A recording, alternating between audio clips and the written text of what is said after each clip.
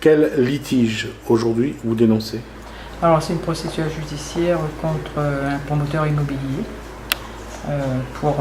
qui m'a mis dans une CCV à la suite d'un héritage. Alors, précisément, de quoi il s'agit? C'est-à-dire, au départ, c'était une succession. Le promoteur immobilier, il est venu pour récupérer les biens de mes parents. Et moi-même, je n'étais pas d'accord avec les propositions. Et donc, ils m'ont forcé la main en m'emmenant devant le tribunal en assignation pour pouvoir sortir de la succession. Ils m'ont rendu des parts sociales, 15 parts sociales dans une SCCV qui était sur un site en prenant ailleurs de là où était la succession.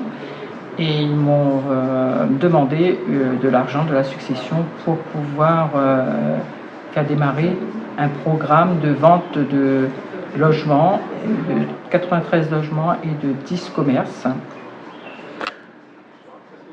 Aujourd'hui, quels sont les griefs que vous avez contre ce promoteur? Ce promoteur, il m'a demandé de l'argent pour le programme à mettre en place. Combien? 525 000 euros.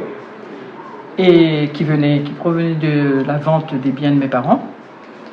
Et eux-mêmes, ils n'ont pas du tout, pratiquement pas mis d'argent dans ce programme.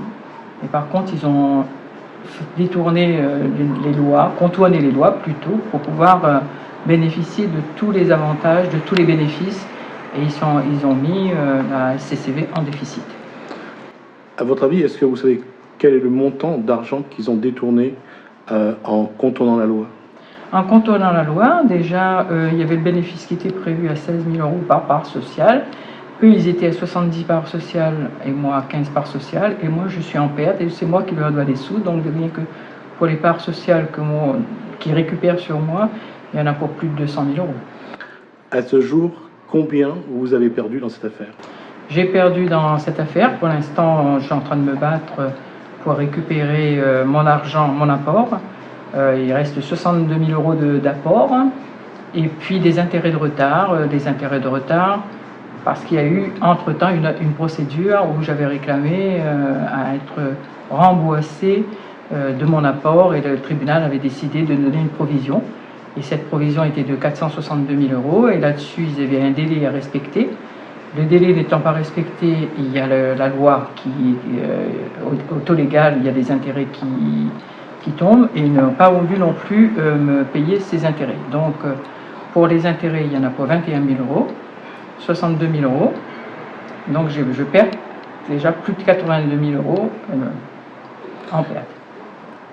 Combien d'argent avez-vous investi pour les avocats?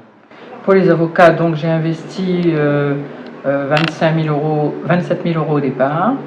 Et puis 10 000 euros, mais entre-temps, il y a eu un avocat qui s'est servi pour prendre de l'argent que j'ai quand même récupéré par la suite en passant par le conseil de l'ordre des avocats parce qu'il n'avait pas fait le travail, la mission que je lui avais faite. Combien il a essayé de vous prendre? Il a essayé de me prendre 60 000 euros. Aujourd'hui, vos pertes financières se montent à combien? Oh, mes pertes financières, que je n'ai pas encore récupéré les 80 000, plus de 80 000 euros d'argent mis, plus les intérêts, plus les pertes pour les avocats, 30 000, 40 000, donc plus de 120 000 euros dans cette affaire pour l'instant. Aujourd'hui, vous voulez récupérer donc 120 000 euros? Moi, oui, au moins ça. Et déjà mon apport, le reste de mon apport, 62 000 euros, les intérêts de retard, et puis être dédommagé de toutes les dépenses, c'est-à-dire les frais d'avocat, d'huissier, etc. Puisqu'il y a eu quand même des huissiers, des avocats qui sont intervenus dans ce dossier-là qui dure depuis 2008. Quel est votre sentiment aujourd'hui? Mon sentiment, c'est que je sens un gros sentiment. Il y a une très grosse injustice parce que quand je demande des documents importants pour pouvoir faire valoir mes droits, je suis déboutée par le tribunal.